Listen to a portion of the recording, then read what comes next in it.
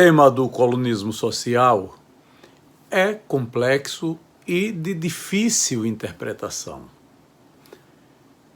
Recebe muitas críticas, às vezes críticas duras. O jornalista Nestor Amazonas faz uma defesa da importância do colunismo social. Entende que os veículos de comunicação, assim como necessitam de jornalistas especializados em política, em economia, em cidades, necessitam também de pessoas que comentem as relações da sociedade, as festas, os eventos, os clubes, as mansões, as residências, a vida privada. Neste vídeo de memórias, Nestor faz esse tipo de análise. Analisa a viabilidade econômica da coluna social diante dos veículos de comunicação, analisa o papel que exercem como jornalistas os colunistas sociais. Cita nomes importantes da coluna social no Brasil e em Sergipe.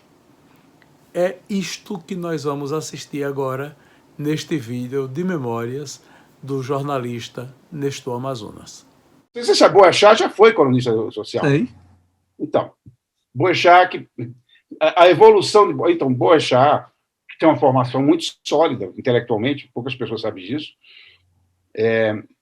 e ele encontrou um espaço para fazer no colunismo social, dar recados políticos e econômicos. Tanto que ele ficou envolvido com alguns escândalos aí. É inevitável, não dá para você se meter nesse meio e você dizer, não, eu nunca fiz nada, sabe, sou isento. Então, Boechat, o Ibrahim Sued, que para mim era 10.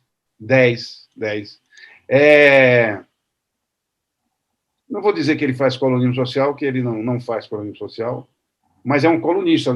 Noblar é um colunista social. Porque qual a diferença? O jornalista de política, ele se centra nos fatos e dá uma visão. O colunista social, ele vai mais longe do que isso. Não é? Por exemplo, o fato da vida sexual de um deputado não interessa ao jornalista político. Mas Noblar publica alguma coisa que o cara fez isso, prevaricou, então é colunismo social. Ele sai da esfera de interesse e vai falar de outras coisas. Entendeu? Então, eu acho que... Bom, é isso. Eu Sônia Raci, Consuelo Badra, de Brasília. Então, são esses, assim, que eu acompanhava de longe. Eu nunca tive uma convivência muito grande com eles, entendeu? Mas a Mônica Bergamo, para mim, também foi durante muito tempo. Hoje ela finge que não, mas ela é um colunista social, entendeu? Dessas aí, eu acho a Mônica Bergamo mais bem hoje a mais bem colocada, né? Ela bota 4 notas sérias e uma nota negociada com os interesses vários, entendeu? Agora, a pergunta que você me fez, que tinha um quê de pegadinha, assim, isso é modelo de negócio? Bom, isso que você está perguntando, hoje a Globo pratica. A Globo diz o seguinte, a Globo e algumas empresas hoje de TV por assinatura, canais de TV por assinatura, principalmente a Turner, com o Esporte Interativo, ou a Fox, com a ESPN, enfim. A Disney que comprou os dois agora. Né? Você é exclusivo meu, você não pode fazer comercial. Era assim na Globo. Você não pode fazer, tinha que ter permissão. Hoje eu não tenho dinheiro para te pagar o que você quer, então eu te libero para você fazer publicidade.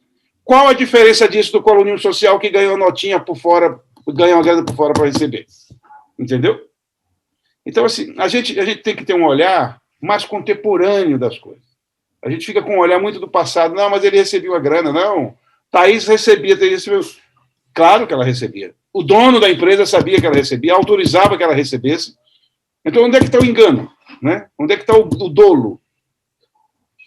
Enfim, é isso.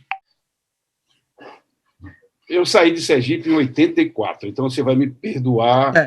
Não, Thaís é um exemplo claro e altaneiro de qualquer coisa que você quiser falar. Sakuntala foi outra que fez um bom trabalho também. mas Sakuntala se distanciou, talvez porque Sakuntala não tivesse essa aptidão que a Thaís tinha de montar negócios. Né? Sakuntala queria, na verdade, uma promoção social dela e ela estava satisfeita, então ela se mantinha à distância do modelo econômico, financeiro. Ela fazia um bom trabalho,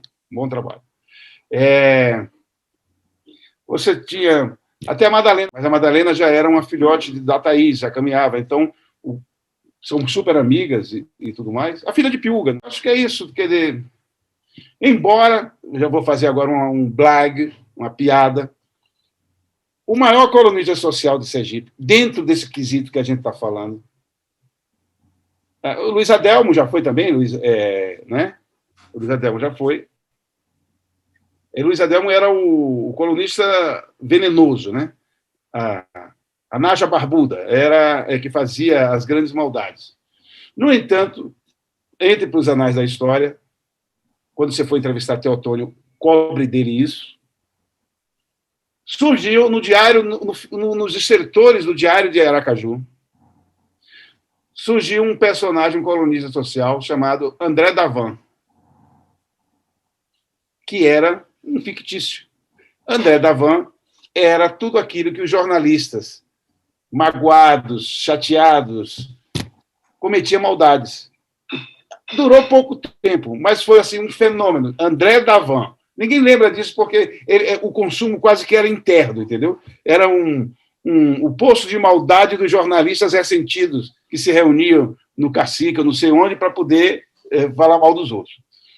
Então, assim, esse gênio da maldade só tinha maldade. Não tinha uma nota boa para ele. Tudo era sacanagem com alguém. Insinuações, precursores do fake news. Entendeu? Que, na verdade, o fake news sempre existiu. Então, é isso. Então, a piada é essa que o colunista de Sergipe, o maior colunista de Sergipe, em profundidade de matérias, em vilanias, nunca ganhou um tostão, nunca deu nota paga e, na verdade, ele nunca existiu. Ele era formado por 4, 5, era Piúga, Teotônio, Mozart, eu, Cláudio, que era o diretor do diário, não sei se você lembra. Era essa a questão.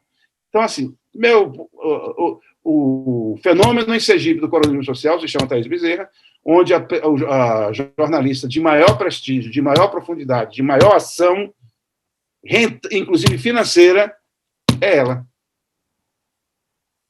E a gente tem que encarar isso como um fato, entendeu? Não é como mas, puxa vida, que ruim que é o jornalista mais importante hoje em Sergipe, chama-se Thaís Bezerra.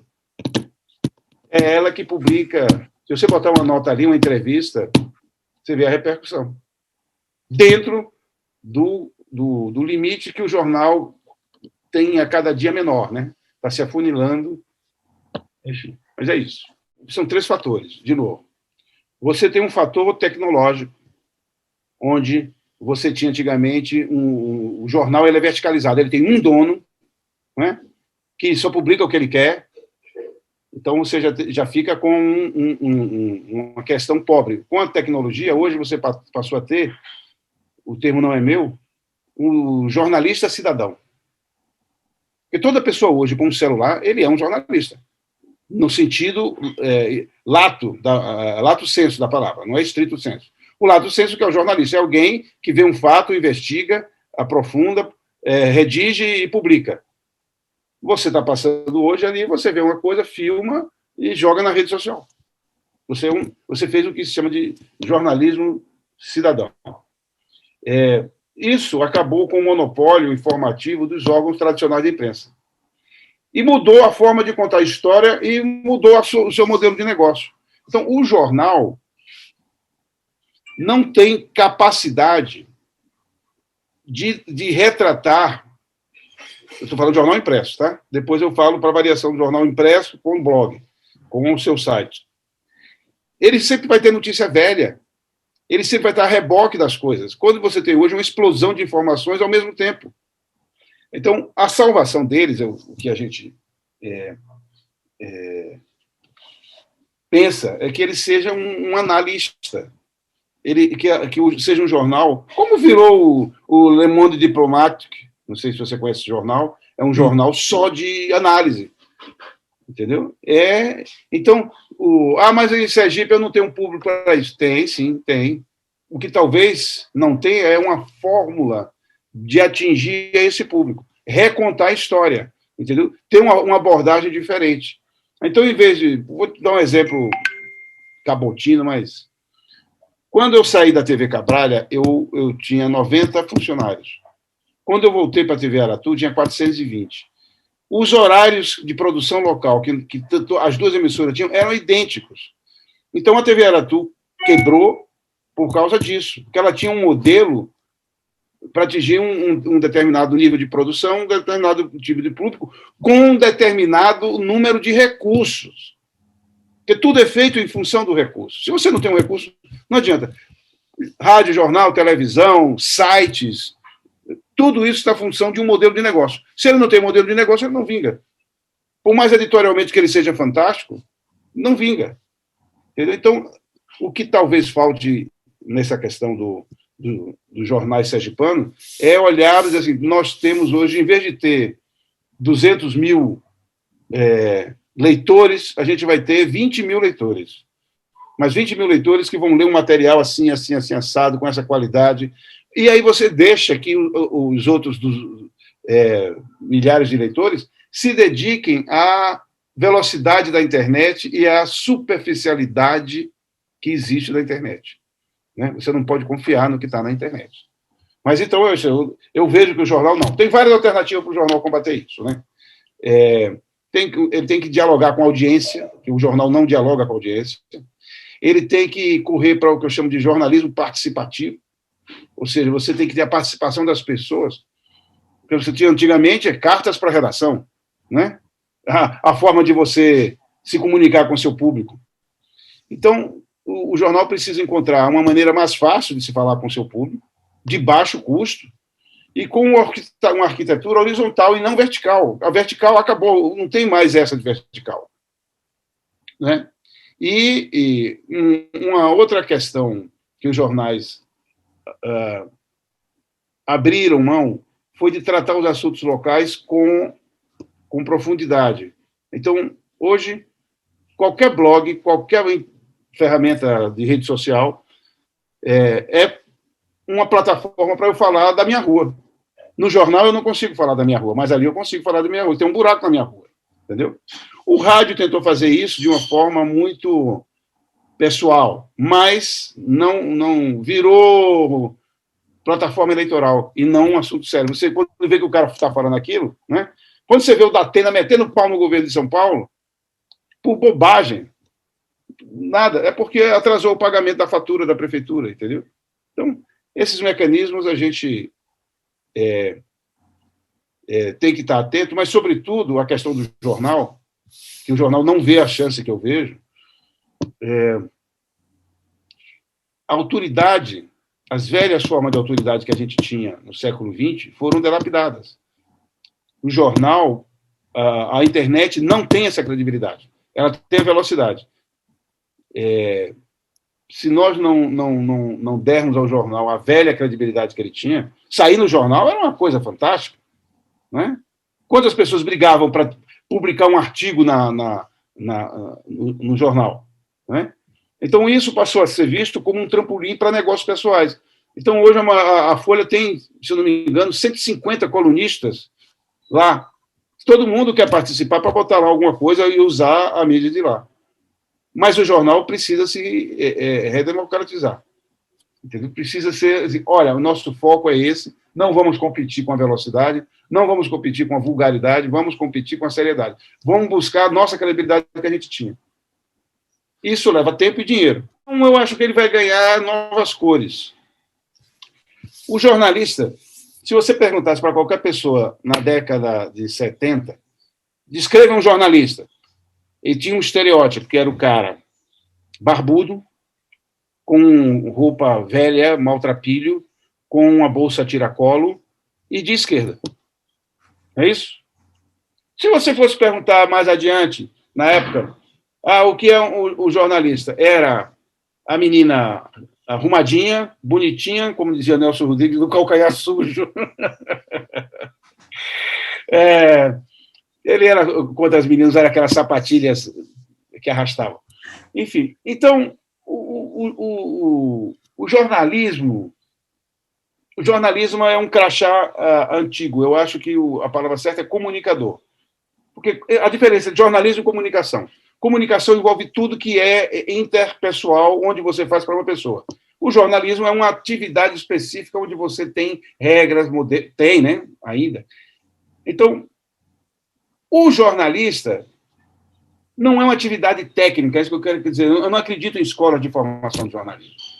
Não é? Você pode aprender a escrever, você pode aprender a ter treinamentos. Tanto que nos Estados Unidos, não sei se faz sentido para você, os cursos de jornalismo são cursos de especialização. Você não é credenciado como jornalista, são cursos de capacitação. Eu gosto dessa visão, entendeu?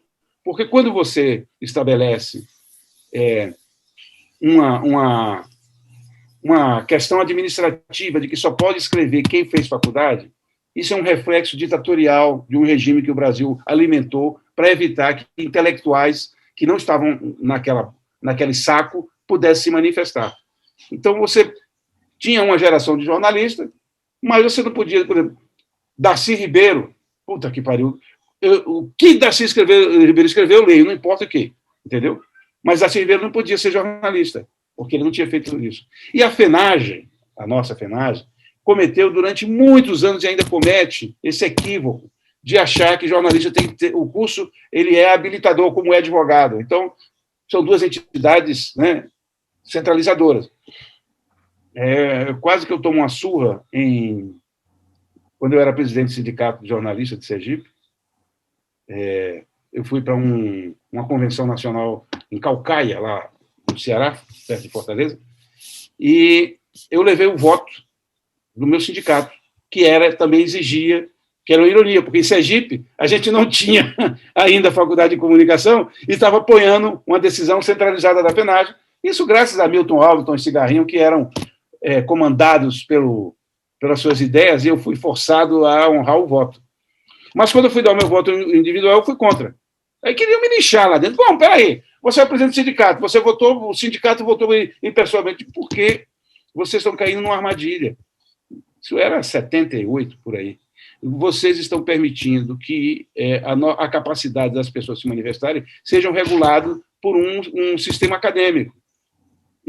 Mas é em defesa do mercado de trabalho. Eu digo, vocês estão loucos, esse mercado de trabalho de vocês está falido. Que mercado de trabalho? Você tinha 3 empregadores em Sergipe, era o governo estadual, municipal, você tinha 2 jornais e tinha 2 rádios que contratava, uma televisão, no caso. Mas era, bom, enfim, é outra discussão. Mas eu acho que jornalista vai ganhar outras cores, não vai desaparecer. Você vai ter o jornalista comunitário, o participativo, o colaborativo, vai ter várias ordens de jornalismo. Agora, como isso se transforma em atividade remunerada, se alguém souber a resposta, vai ganhar milhões, porque esse é o problema dos jornais hoje. Qual o modelo de negócio que o jornal precisa ter para sobreviver? Primeiro, uma identidade. Todo mundo busca uma identidade. Não é? Como eu tenho uma composição social de judeu errante, né? O judeu errante é aquele cara que, quando Cristo passou da frente da loja dele com a cruz e caiu, ele ficou reclamando dele, sai daqui, você está atrapalhando a minha venda, e ele rogou, diz a lenda, né? E Cristo, então, jogou uma maldição sobre ele de que ele nunca pararia em lugar nenhum. Então, se criou na literatura, na fantasia da literatura mundial, a figura do judeu errante, é aquele que não tem pouso. Ele vai para um lugar, depois vai para outro, quer dizer, ele nunca se estabelece, que é o meu caso. Então, como eu morei em 9 estados, morei em 14 cidades, eu tenho que dizer que eu preciso ter uma identidade. Então, o jornalista me dá um título universal. Tá? Eu estou falando de mim, não estou falando dos outros. Eu nunca acreditei que, como jornalista, eu teria um sucesso financeiro. Eu teria uma sobrevida financeira. Então, quando eu, ancorado na minha identidade de jornalista, passo para o outro lado do balcão e vou ser executivo, gestor de uma empresa jornalística, eu passei a ter, ancorado na minha identidade de jornalista, eu passei a ter um resultado financeiro compensatório. Né? E quando isso ainda foi pouco para mim, eu eu ganhei um novo mundo, que era o mundo do empreendedor. Então, utilizando a minha identidade de jornalista, a minha posição de gestor, eu desembarquei no mundo competitivo empresarial. Por quê? Tal qual na piadinha de Sharon Stone, o navio afunda, 2 pessoas se salvam, eu e Sharon Stone. E aí eu fico naquela ilha, e eu e ela, e durante um ano, eu e ela transamos todos os dias. Aí um dia eu encontro umas roupas lá do naufrágio, chamo Sharon Stone e digo, bota essa roupa aí, bota esse chapéu, esse bigode postiço, porque isso não é uma fantasia que eu tenho. Eu vou rodar pelo lado da ilha, você vem pelo outro, a gente se encontra. Aí a gente vai fingir que a gente se conhece. Aí o cara, bom, ok. Aí vai quando... Carlão, como tanto tempo eu te vejo? E a Sharon Stone se faz fantasiada de Carlão. Pois não, meu amigo, qual a novidade? Rapaz, adivinha que eu estou comendo?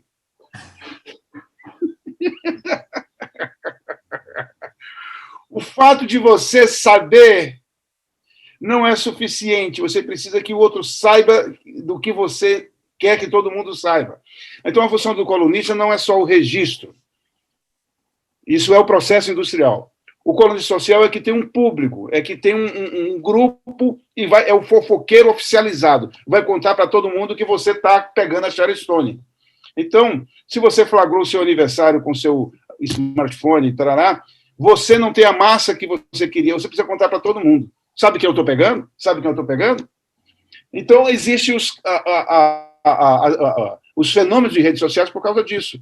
Então, quando você bota lá no Facebook a sua festa de aniversário, ou o que você queria dizer, né? Por exemplo, eu agora, hoje tem 4 anos que eu tive um encontro com o Luiz Eduardo, Mozart, Antônio, Neilton, e nós fizemos um almoço, e foi um almoço ótimo. E hoje eu tinha essa foto, e hoje eu publiquei, olha, só tem 3 anos que a gente se encontrou, mas pela pandemia parece que tem 30. Mas eu quero contar para as pessoas o prazer que eu tive de ter reunido com aquelas pessoas e a falta que me faz estar com essas pessoas. Se eu quisesse falar só para essas pessoas, em vez de botar no Facebook, eu mandaria pelo WhatsApp para cada um deles, olha, a gente estava assim há 3 anos e tal. Então, eu preciso contar para todo mundo a alegria que eu tive com aqueles meus amigos, com aquele encontro, e a falta que eles me fazem. Então, isso cria uma massa crítica da ilha, e os caras dizem, o Nestor está pegando quem? Está pegando a saudade do encontro dele com os amigos, entendeu? Então, a figura de um curador, como eles chamam hoje, de um centralizador, de um editor, de alguém capaz de dar abrangência ao fato registrado. Porque o fato, por si só, ele é muito pouco para quem está querendo o ego massageado. Né? Eu quero que todo mundo saiba o que eu estou fazendo. Né? Quando, num reflexo sem crítica, eu tenho até alguns aqui, quando eu penduro na parede da minha sala, que eu tenho um diploma de pós-graduação em a importância da azeitona na empada, eu estou querendo que as pessoas saibam, porque eu não tenho como contar para aquela pessoa se não tiver um momento. Não é? Então, você fez o curso de pós-graduação, fiz, não, você fez, você teve, entendeu? Nós precisamos contar para as pessoas o que nós somos, o que pensamos e o que queremos. Tá? Então, é isso. Sem dúvida. É que nós... Bom, não sei como isso você vai abordar aí. O colonismo social sempre foi uma coisa assim de terceiro nível. Ou era uma mulher fútil e desgarrada, ou era uma bicha enrustida, ou era uma bicha explosiva, ou era um picareta que queria ganhar dinheiro. Nós, jornalistas, somos tudo isso. Não tem nada de diferente do nosso meio. É que o colonismo social sempre foi colocado, foi a cloaca do jornalismo, né? Ou seja, é por onde sai o que tem de pior do jornalismo, é ali. E não é verdade. O que nós cometemos um grande equívoco de achar que o jornalismo era superficial e não era interessante. O jornalismo, o colunismo social, talvez tenha pecado muito mais na forma, tenha faltado bons redatores para o colunismo social. O colunismo social virou uma coisa assim muito jogada. Madame Fulaninha recebeu seus convidados para o aniversário dos seus 40 anos com champanhe Veuve Clicquot. Quer dizer, se você pega essa mesma notícia e dá um tratamento, a champanhe Veuve Clicquot foi o Brut mais vendido em Sergipe nos últimos anos. é o must nas festas, como aconteceu na festa de fulano da vida e tal. Você investe, transforma numa economia. Faltou trato na redação do colonismo social. E aí ficou fútil. Eu acho que sim, desde que você entenda que a sua dignidade não está no carro zero, não está em você morar em Alphaville, não está em você ter 4 viagens por ano para o exterior. Sua dignidade está no que você se posiciona. Né? Por exemplo, porque você quer dignidade maior do que um garçom que atende você na mesa? E naquele momento ele está bem vestido, ele sabe que a função dele é aquela, ele vai lá, e o que ele ganha, ele vai ter que ir para casa de pé ou de bicicleta ou pegar um ônibus. Mas naquele momento ele está abrindo o seu vinho de R$2.000, está servindo lagosta com aquele prato pagaria uma semana de alimentação dele. Então é necessário que o jornalista se insira dentro do seu plano de realidade. Quer dizer, quando o jornalista quer ser rico ou quer ganhar dinheiro, vai ter que fazer o que eu fiz, como o Pimentel fez, como outros fizeram. Aliás, precisamos resgatar a memória de Nazário do Ramos Pimentel, hein? Pimentel foi um grande nome do jornalismo sergipano, como empresário, mas como um empresário com a visão jornalística. O quanto eu gosto dele, o quanto eu respeito ele, o quanto eu o cito como exemplo. Que eu tinha por ele um carinho, todo mundo, é um picareta, né? Mas não, o cara é empresário, ele está montando um jornal. E comigo ele sempre foi de uma elegância. Para mim é um dos nomes, grandes nomes.